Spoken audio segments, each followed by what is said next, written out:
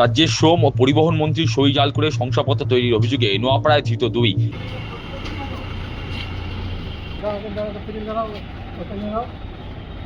সই জাল করেছিলে তুমি?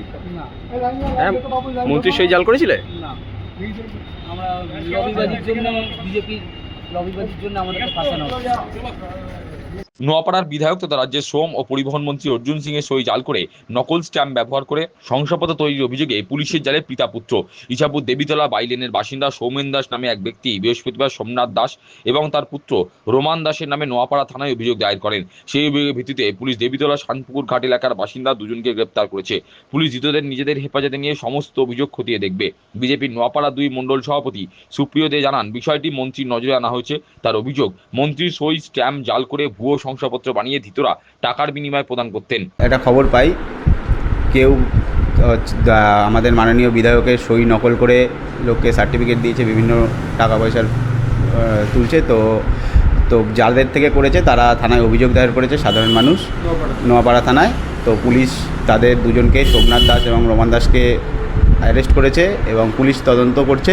পুলিশের কাজ করবে। আর মাননীয় বিধায়ক রাজ্যের মন্ত্রী অর্জুন সিং মহাশয় জানেন, উনি বলেছে পুলিশ যথাযথ ব্যবস্থা নেবে তদন্ত করে। আর আমরা দলের উচ্চ লেভেলে জানিয়েছি, এর মধ্যে পার্টি একদম বিজেপি পার্টি, যেটা দুর্নীতি যেই করুক, দুর্নীতিকে কোনো জিরো টলারেন্স। তো দলের কাজ করবে, প্রশাসনের কাজ করবে, তদন্ত হবে, যা ব্যবস্থা নেওয়ার পুলিশ সেই ব্যবস্থা নিক, আর দলের মতন ব্যবস্থা নিয়ে যা করার করবে।